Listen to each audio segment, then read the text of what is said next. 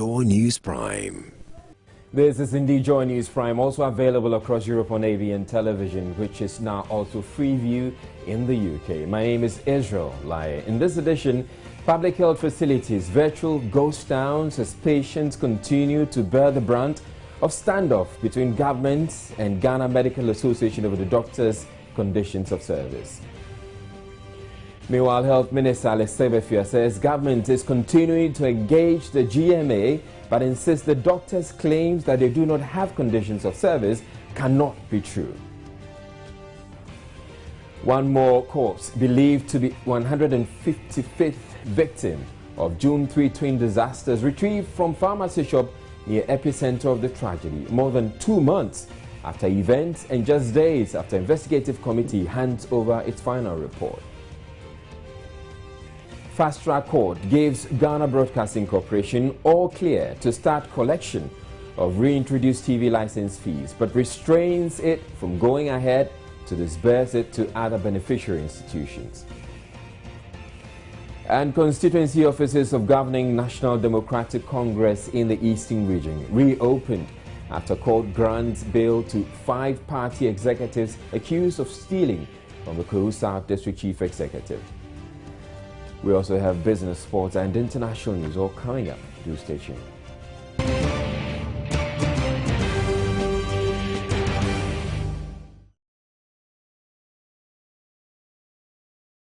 Now, very first story, as government and the Ghana Medical Association continue to haggle over conditions of service for doctors at the country's public health facilities, tax-paying patients are the ones having to bear the brunt. At the Child Health Department and Maternity Ward at the Kolebu Teaching Hospital, children who had been booked for surgeries could not be attended to because there were no doctors available. Joy News' Matilda Vomaga reports that usually chaotic accident and emergency areas were deserted, an indication the second phase of the doctors' industrial action had been fully activated, as had been communicated earlier. The second phase of the industrial action by the doctors involves the withdrawal of emergency services. And on Monday morning, it was obvious it has taken full effect at the accident and emergency wards. Ambulances, taxis and private vehicles would have been wheeling in patients with horns or siren blaring loudly. It is, however, almost dead silent. As of Friday, the Child Health and Maternity was still admitting new cases. On Monday morning, however, a notice had been placed at the entrance, barring relatives and patients seeking health care. Some expectant mothers and others who had brought in their children to see the doctor waited, hoping that the doctor would show up. I got here around 6:30 in the morning, a.m. Okay, so how was the situation when you got here? Okay, when we got here, we were told that the doctors were upstage. I'm also worried because we don't know. My son is coming for a surgery and I don't know whether the surgery will come on or not. So we are waiting for our turn. When we get in, then we know the outcome. I came here last week and the doctor asked us to come this week. Because I'm worried. Why are you worried? Because when we get here, they said the doctors are on strike. So... but they're going to attend to us, but they can't tell when to do the operation. Okay. Yes. Yes. And I don't think they're going to do it today. As of 2:30 p.m. when the news team was leaving, the patients were still waiting, hoping that they would eventually be attended to. At this rate, it's almost certain another set of patients will show up again tomorrow to continue the vigil, for as long as the government continues its standoff with the doctors. Matilda Vomaga for Joy News, Accra. Most of the nurses at the Komfanochi Teaching Hospital were not at post on Monday, in keeping with industrial action declared by the Ghana Medical Association. Joy News' Ashanti Region correspondent Mahmoud Mohamed Nuruddin reports authorities are also discharging some patients on admission at the referral hospital. Gloomy as the strike situation is, nurses' desertion of the health centers makes matters worse. On Monday, most of the nurses at the Komfanochi Teaching Hospital were not at post. The few nurses present attended to patients with ailments within their mandate. Some are hanging around because there's not much to handle, while inpatients are also being discharged as part of the doctor's roadmap to mass resignation. 38-year-old mother Rose Bedu who was admitted here last week, has undergone surgery to deliver twins by a cesarean section. She is one of those being discharged. I came here to give birth. I was pregnant with twins, and I was told I was going to have abnormal birth with one of my babies. As a result, I had a C-section, but my babies are all safe and have been discharged. Doctors at the Konfanochi Teaching Hospital are unhappy at the posture of the government and urge fast-track negotiation so they can return to work. I think that at this stage where we've come to, I would urge government to take a more responsible and more proactive role for us to finish the negotiation, because it would appear as if the employer is not really committed to us finishing the negotiations.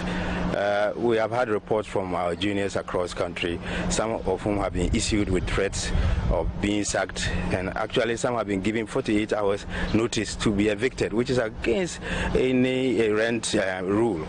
I mean, it's not fair, and I think that it would appear as if the employer is not really committed for us to bring, a civil resolution to this. I am appealing that government should take a more proactive role, because there's still room for the patients to benefit from public sector healthcare. I doubt very much if push should come to shove, if doctors will be that affected. Some will travel, they have their plans. Some will go into the private sector, and you have to pay more. And I don't think it's good for the public. And I think the public deserves for us to have a healthcare system that is intact.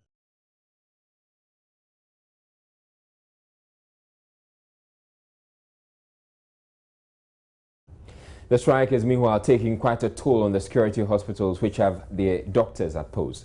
Hannah Odami has been to the police hospital where she reports there's been a significant increase in the number of patients trooping in, but who rather interestingly say they are quite impressed with the level of care. On a normal day, 3 doctors will be in the consulting rooms at the OPD here at the police hospital. Today, however, I realized that all 6 rooms are full because doctors on leave have been called to duty. And we all know it's because of the doctors' strike. This is just one of the measures that the hospital has put in place to avert an overcrowding as a result of the doctors' strike. We attend Mamobi Polyclinic. But when we went there, they said because of the strike, we should either go to 37 or police hospital, so that's why we are here. Learn that when you come here, they have to give you quick service, but today, because of the strike, when we went there, they said because of the strike, there will be a lot of people here. So when we came to, we've seen the number of people here, and we have to wait because we need the care. As for the strike, the government should try and do something, because we cannot lose our lives because of him. Because he has to try to. We are also important as he is, and I think he has. Mama has a private doctor. Those of us that doesn't have money, we don't have private doctors, so we are also needed. We are also important as he is. A lot of people are here, but they've just attended to me, and I'm okay. I came around 7:30, but they've attended to me. Okay. Yeah. So you think that the police hospital has done well by putting in measures? Yeah, they've done well. And they're attending to the patients very nicely. The police hospital has a 100-bed capacity, 70 for adults and 30 for children. Currently, the maternity ward is choked, and so the hospital has had to extend the maternity ward with extra 10 beds on their corridors to accommodate the pregnant mothers. However, in anticipation of an overflow as well, they have put up these tents. Each of these tents can accommodate up to 8 patients. The Ghana Medical Association has stated it cannot be held responsible for any loss of lives that will occur during the period of the industrial action. Deputy General Secretary Dr. Justice Yankson says it is rather government who should be queried as to why taxpayers do not have access to health care at this particular time. It is not our intention to cause harm to anybody per se, especially in the districts where sometimes you may not even have any health facility. But you're already causing the harm. Under these circumstances, please, take those words out. We haven't caused anybody harm. That one I object to. You can go and tell whoever you want to tell, including the president of the state, but don't tell me I'm killing anybody. That one we object to. We are not saying you are killing, but because of you being on strike and those withdrawal of emergency. If you think you want to talk about such words, go to the presidency or the employer and tell him, if you think you live in this country, you give a social mandate to the presidency and the government of the day to take care of all of us, including our health needs. So you should rather be asking them, how come the people of Ghana don't have health care at this particular moment? Don't ask me.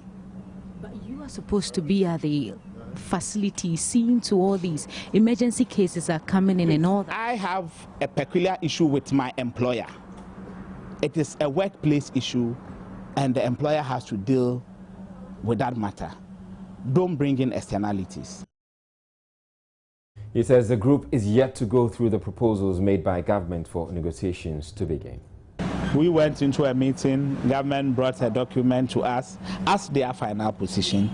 We took it and then we thanked them and left, because we also need to look at what is in that final position. All we are demanding from the employer is a negotiated and signed conditions of service document, or a collective bargaining agreement, if you want to call it as such. We have made our requests known to the employer. The onus is on them to ensure that this is done. We have cooperated with them up to this point and will continue cooperating. Anything short of that document, which has been properly negotiated and signed, unfortunately, we'll continue our journey as we are doing. The situation at public facilities is meanwhile likely to worsen as the Ghana Medical Association maintains a total withdrawal of services will take place from August 14 if government fails to meet their demands. Staying with the doctor strike, Chief Policy Analyst for the Ghana Institute for Policy Options, Dr. Reku Brobe, is asking striking doctors and the employer to be guided by the labor law in resolving their grievances. In the interim, he wants the doctors to return to work whilst they engage government for solutions. The former VRA boss has expressed disappointment over how both the doctors and the employer, which is government in this case, have handled the issue, accusing both parties of breaching the labor law. We are talking about doctors who work in the public sector.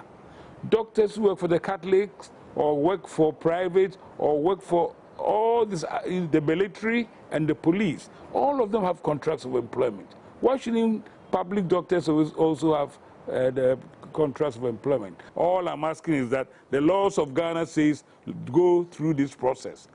Both parties signed confidentiality agreements going to the negotiations. Has anybody asked why did one party leak those confidentiality agreements? Has anybody asked why, for example, Samson Ladi was on Newsfile on Saturday talking about what government has offered? It's not his business. This is confidential negotiations. We shouldn't sit in the public and start thinking that all employee-employer relations in the public service or even in the private sector should be subjected to public discourse. And if you read the whole paper that I've written, I have said, ceasefire. Everybody should stop talking about it. Yeah. The spate of strikes is a symptom of the failure of the public service. Complete failure of the public service. Because there are rules of engagement. And if everybody, follows the rules of engagement, do what they're supposed to do at the right time, it is really unacceptable that doctors who are looking after human beings in Ghana need to down their tools, their stethoscopes, leave people in danger of dying, and then come to the Controller General's office or accountant, the Accountant General's office, and within 2 days, their matter is resolved. You should ask the Accountant General whatever happened to that lay-down procedure, that 2 months before they qualify, etc. So it's not a question of trying to think that workers are trying to take advantage of government. It is a requirement that governments should act, and the public service should act as they are required to do. If these things break down, it's not the doctors who will lose out. You see so many thousands of people trying to go to Europe as refugees, and those people are being denied entry. At the same time, people qualified as doctors are being given incentives to go and live in the developed countries. So it won't be the doctors who will lose. Ghana will lose. You're watching Joy News Prime, and we're not done with the doctor's strike yet. The health minister has been touring some health facilities. We'll bring you that report when we come back from the break. Do stay tuned.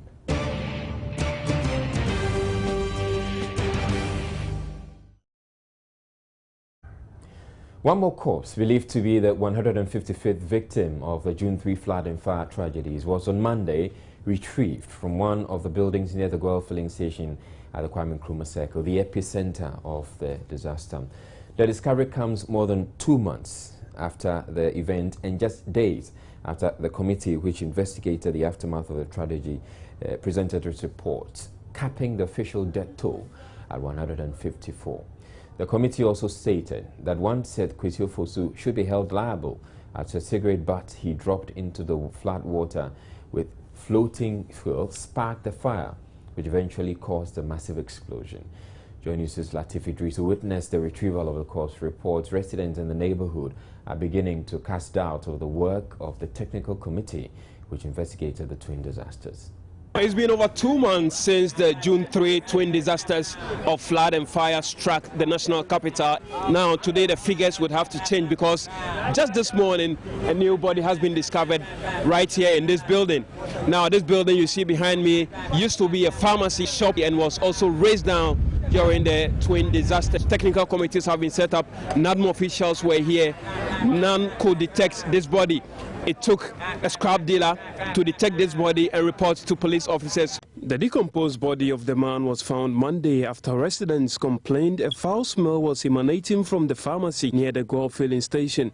Their suspicions were confirmed after they made their way into the shop and discovered the body. After calling in the authorities to retrieve the body, however, the residents are beginning to question the Justice Dossier Committee. It's surprising to hear that maybe after 2 months of this disaster, bodies are still there and they just discovered some. So it shows those in charge, authorities in charge, and the technical people and the committee they set up are incompetent. They are not doing what is expected of them because they should have found all the bodies by now. It's very, very pathetic that state institutions can come and then make an investigation and then they will not be able to discover such bodies. What I would say is that they should be able to make things very fast. I think as a nation we should try and find a better way of investigating such matters. If possible, we can introduce snip dogs in our investigations, especially pertaining to dead bodies. Well, I was very surprised because when it happened on 3rd June, the police was here to carry some of the body away. So I'm really surprised that there are still dead body in it. The official from the National Disaster Management Organization and personnel from the Ghana Police Service retrieved the body, which they identified as that of a male. The report of the technical committee will have to be updated to include Monday's discovery. It is not clear, however, how that will affect the report in its entirety. An Accra Fast Track Court has given the Ghana Broadcasting Corporation the go-ahead to collect TV license fees, ruling against an injunction application that sought to frustrate the corporation from chasing those monies. Former Chief Executive of the Volta River Authority, Dr. Charles Rakubrobe, who is challenging the reintroduction of a TV license, had asked the court to suspend the collection of the fee until a determination of a substantive suit against it. The court, in its ruling, however, directed that GBC cannot disburse any of the fees it will collect until the court decides otherwise. Lawyers for both sides seemed content with the court's ruling, whilst counsel for GBC is delighted the national broadcaster cannot be stopped from performing its statutory functions. That of Dr. Rakubrobe maintains stopping GBC from sharing proceeds with private media organizations is a victory for the rule of law. When he brought an order, an application for injunction seeking to restrain GBC in particular from resuming or commencing the collection of TV lines as it had broadcasted, and the court disagreed with that position. The court thinks that by law, when they themselves admitted that you cannot stop a statutory body such as GBC from performing its statutory duty as mandated by law. But what the court actually said also further is that in terms of the sharing of the proceeds as announced, they should hold on till the determination is made. One of the reliefs they were seeking to was to, as it were, prevent GBC from sharing the proceeds with, the private media organizations? What's the position of the court? The court position on that is that is the allegation that Rekubebe has made. Rekubebe's position is that there's no law backing the sharing. We share a different opinion. That is a political question as to how our taxes are supposed to be used. That is what the court thinks that for now. Hold on to the sharing. Come to court, convince us, let the court make a determination on same. So the court has given direction how it should be proceeded from there. This is a victory for rule of justice and to send a clear signal to GBC that it cannot do as it wishes. We are a nation of laws and not a nation of GBC management and what it thinks. The law says that GBC cannot share TV license with anybody. Let GBC use the TV license fees to improve its broadcasting. You share with private TV operators for what? We are all private businessmen. When government collects taxes, does it come and give it to us that because you are holding a microphone, so take and go and use? Now, all 33 constituency offices of the National Democratic Congress in the Eastern region have been reopened after the constituency chairman rescinded their earlier decision. The offices were closed in protest of the arrest of some executives of the Impraiso constituency. The Impraiso constituency NDC chairman and 4 others were remanded into police custody for allegedly attacking the district chief executive of Kohu South. The 5 are also accused of stealing some items belonging to the DCU. The decision was reached after the chairman met some of the top party hierarchy in the Impraiso constituency. The 5 accused have also been granted bail by an Impraiso Circuit Court to the sum of 8,000 cedis with 1 surety. Their counsel, Francis Javier Sosu, argued in the court that the charges against his clients are bailable, hence the request. For bail pending trial, once the criminal procedure has been activated against our branch, our constituency executives, we just have to go through the procedure. At the last agenda, they were remanded to reappear on Friday. What we came today was to apply to the court to vary that order and to admit them to bail. And because this is a family issue, we believe that after the bail, the family will be able to put themselves together and resolve this issue so that there wouldn't even be the need for us to return back here. So the court admitted them to bail in the sum of 8,000 Ghana cedis with 1 surety. And then we will be returning back to court on Friday. Okay, so when you come Friday, what will be the next steps? Well, most likely that the trial will have to begin on Friday. But like I said earlier on, I believe that all kinds of mediation, negotiations, and discussions are going on at various levels, which we believe that I am optimistic that would lead to eventual resolution, so that there wouldn't even be the need for us to come back here on Friday once they've been admitted to bail. Meanwhile, the Build executives say they remain dedicated to the party and will continue to work in the interest of the NDC. National executives, regional executives. We thank everybody, from the national executives to the regional executives and to you all gathered here. We were jailed for no crime committed. We are not discouraged because we are committed to serving the NDC. We want Honorable Joseph Omari and the regional minister, Honorable Intribusia Concetre, and other non-performing DCs out of office. All those destroying our Agenda 50/50 should be removed. So we return to the strike stories now, and Health Minister Alex Segbefia says government is continuing to engage the Ghana Medical Association to end the industrial action which has rendered many public health facilities virtually redundant in the last 2 weeks. Addressing newsmen during a tour of some public health facilities on Monday, he have challenged claims by the doctors that they do not have conditions of service and appealed to them to return to work even as they seek a review of the existing conditions. In the interim, he says retired doctors are being asked to fill the gap left by the doctors who have abandoned post. Anodame went along and reports. The appeal was made after the minister toured the Rich, La and Lekma hospitals to assess the impact of the doctor strike. At the La General Hospital, Acting Medical Director Dr. Nihat Salifu explained doctors are available to offer care to pregnant women, inpatients and children. We are trying to provide the essential service to pregnant women and children, and then we are also able to do some cover for adults as well.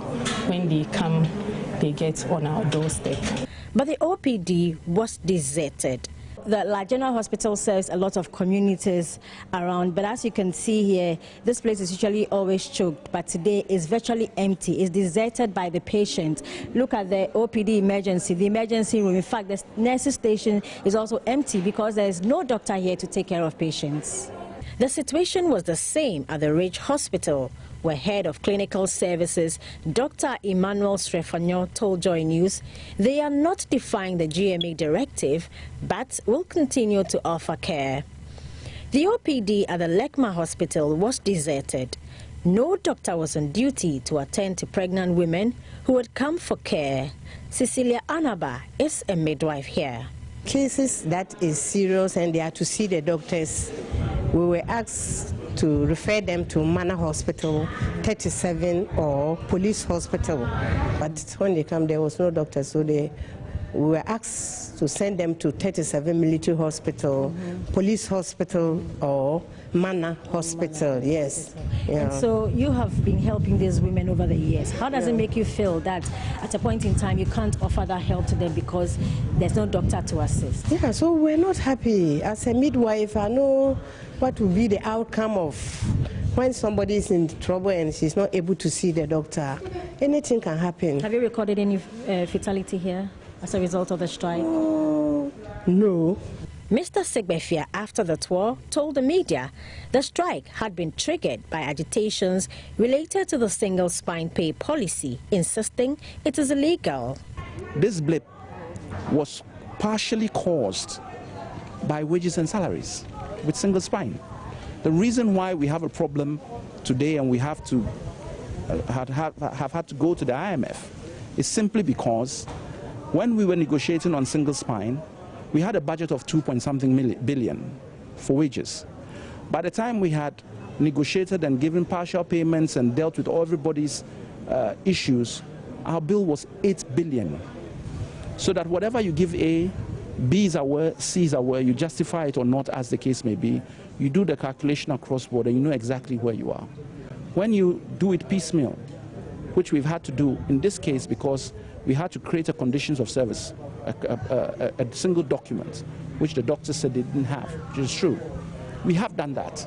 For the first time, this is a government that has created a conditions of service for the doctors. But they're not happy with it. No, there's two different things. If you're negotiating on what is in the conditions of service, is one thing. It's another thing to say, I don't have conditions of service. Now you do. And we are negotiating. All the rest have conditions of service, but we are negotiating. And we are negotiating them at the joint committee. So let's not mix the two things. There is a conditions of service on which we can work now. And this government has done it. After all these years from independence to date, it's been done. For Joy News, my name is Hannah Odami. We're taking a break now, but when we come back, we'll bring you business news. Please stay tuned.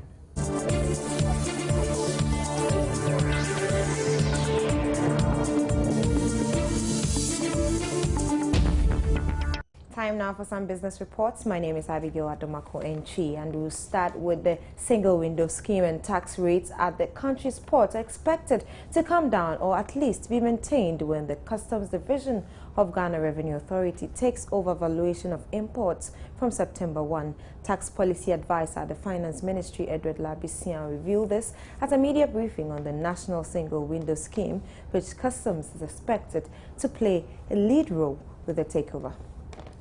No government takes joy in overtaxing its people. Once you expand the base, you block the loopholes, and more money is coming in. Even if you can't reduce taxes at all, you are not going to increase. But as I told you, all the first two phases of the reforms have ended in taxes being reduced. Okay, do we have any percentage in mind? And since this is starting 1st September, can we tell ourselves, or can you tell us exactly when we are expected to see this tax reduction? Oh, well, I'm not a prophet, but maybe after the first year. Commissioner General of the Ghana Revenue Authority, George Blankson, maintains the new system adopts a collaborative approach among customs, freight forwarders and other stakeholders to create synergies and enhance trade at the ports with the support of service providers such as GCNet and West Blue. He outlined the features of the new system and its benefits to players at the ports. The pass will utilize pre-classification and pre-valuation mechanisms to facilitate the importation of goods to Ghana in line with WCO and WTO guidelines to improve the efficiency of customs clearance. This system will replace the FCVR currently generated by the DICs. Ladies and gentlemen, the system will provide, among others, an integrated risk management platform shared by the regulatory agencies, including Food and Drugs Authority, Ghana Standards Authority, Ghana Environmental Protection Agency, and others. The Customs Division of the Ghana Revenue Authority, John Vianney Kudamu, on his part, emphasized his outfit has been ready for the takeover since 2009. He says all the necessary transitional arrangements have been made. This, he said, includes acquisition and installation of relevant logistics, selection and reorientation of staff for the Customs Technical Services Bureau, technical interface with major stakeholders, and test runs which are currently ongoing. GCNet, which has been against the introduction of a new company to handle the single window, Joy News has learned, boycotted the program. Meanwhile, West Blue Ghana, which is to provide support services for customs to implement the scheme, has also indicated its readiness. The Chief Executive, Valentina Minta, spoke to Joy Business when the media went on a tour at the Customs Technical Services Bureau, where the infrastructure for the scheme is housed. In terms of any IT project on a national scale, there will be teething problems. I mean, even Obamacare did experience some problems.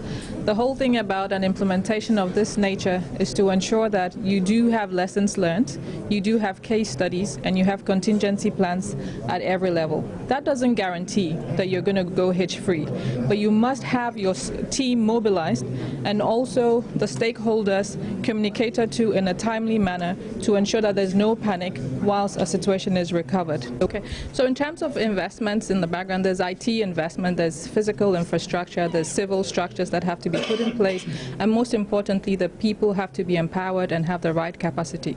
As you saw, moving up from the first floor upstairs, you didn't see a single West Blue person on the front line. That shows the capacity that has already been transferred to customs to be able to take over the core functions. So knowledge transfer and capacity building is in the DNA of what we're doing, so that from day one, we're working alongside as peers, not as the drivers of the solution. So those are some of the investments that quantitatively and qualitatively we're putting into the system to ensure that the people are ready, that is those who are operating, the users who are going to consume are also ready as they can. But it's an evolving and it's an ongoing process, and these investments will continue. Well, we'll subsequently get more details on the GCNet boycotting of this particular single window scheme. But away from that, to the World Bank, and the World Bank is asking government to be more efficient in implementing projects so the country could go beyond its current disbursement rate of 28%. The country is currently able to focus some 28% of funds it receives on developmental projects the World Bank considers useful, although this is a better result than the 12 to 14% the country was doing earlier. It is important for government to be better, or to do better. World Bank Senior Country Officer Beatrice Alamensa says government must aim at a disbursement rate of more than 30%. There are factors that we use to assess performance of projects, and I'm going to use just, a couple of them. The first is, how we are doing with regards to disbursement. That is, how is government utilizing the funds that have been given for particular projects? I must say that in the last, few years, we've had some struggles with usage of funding in terms of, the funds flow and how they are being used. In I think the last financial year, our financial year starts from July 1 to June 30th. Last year we had, some good progress on disbursement, from about 19% the previous year to 22%, and this year we've made quite, an improvement, quite an improved rating of 28% for the disbursement ratio. We want to highlight the fact that Ghana still needs to do much more on efficiency, efficacy, and documentation of results. This is a challenge that we face, but we are working with the teams to improve on that.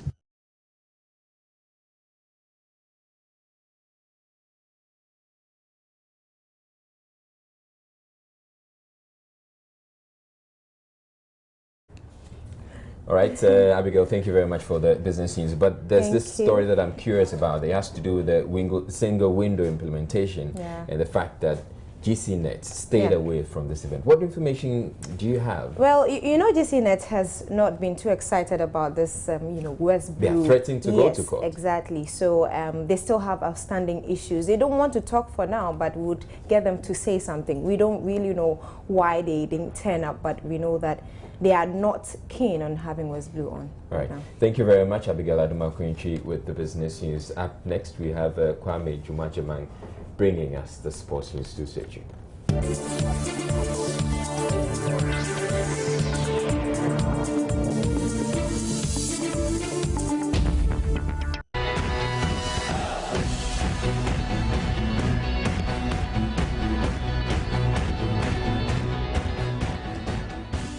Right, so as I promised, Kwame Jumajamang is here with the sports news. He's going to be telling us about the good news that Accra has to focus out of relegation. What a time to be a full-year fun. Oh, yeah. What a time to be a full-year fun. So please give us the good news. Well, a lot more coming up on the Prime Sports News. Accra Hearts of Oak in very good form going into match day 28. Having won their game over the weekend against Bichim United. Accra Hearts of Oak winning that game by a lone goal, and that result has catapulted them from 15th on the league table to 11th. And the Phobians will be looking forward to getting a lot more results when they play their last remaining games in the First Capital Plus Premier League. But we'll move away to their eternal rivals, Kumasi Asante Kotoko, who are targeting a fourth place that finish. We spoke to Director Alhaji Abu Lamin after the game against Interallies at Tema. Goals 10 points, I think it's not bad. We play 4 games and we have a 10 points out of it, and we are going to work on by next week we are going to meet BA United. I think there we are going to pile in more goals to make sure we come back to the top 4. They should still support the team wherever we go, like we see today. It was a fantastic support, and we believe if they keep on supporting the team like this, I think by the time we finish the league, we shall be in the top 4. From the camp of Kumasi Asante Kotoko, we move to the camp of Interallies, who have had a great season after match day 27. They currently lie 3rd on the league log with 41 points. We spoke to CEO of the club, Delali Sanaya, after the game against Kumasi Asante Kotoko, and he is crediting their form to the team's collective play. We beat Lions 2-0, 2-1. We beat Azake 2-0. We went to Edubiase, played 2-2 there. We were in Adriana, we lost 1. We could have finished Adriana in Doma. This is a team that play as a unit and they know each other.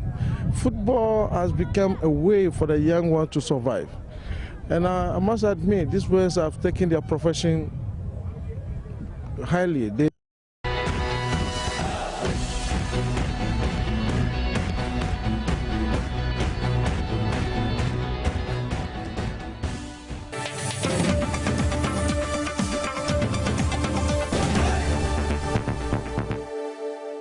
A UK court has rejected a bid to extradite Rwanda's spy chief to Spain to stand trial for his alleged role in massacres after the 1994 genocide.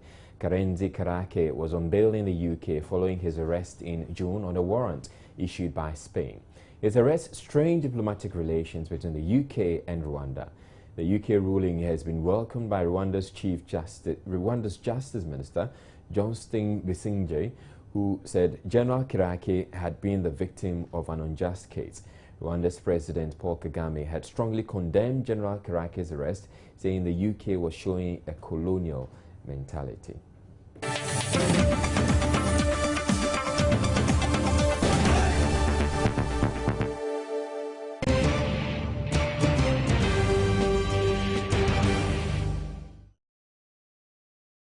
And that'll be it for the bulletin. Before we go a quick run through our top stories. Public health facilities have become virtual ghost towns as patients continue to bear the brunt of a standoff between government and Ghana and the Ghana Medical Association over doctors' conditions of service. Meanwhile, Health Minister Alex Segwefia says government is continuing to engage the GMA, but insists the doctors' claim that they do not have conditions of service cannot be true. One more corpse believed to be the 155th victim of the June 3 twin disasters has been retrieved from the pharmacy shop near the epicenter of the tragedy more than 2 months after the event and just days after the investigative committee handed over its report. The fast-track court is giving the Ghana Broadcasting Corporation the all-clear to start collection of the reintroduced TV license fees, but restrained it from going ahead to disburse it to other beneficiary institutions. And constituency offices of the governing National Democratic Congress in the Eastern region have reopened after the court granted bail to 5 party executives accused of stealing from the Peru South District Chief Executive. And that's it for the bulletin. Thank you very much for watching. My name is Israel Lyon. Have a good evening.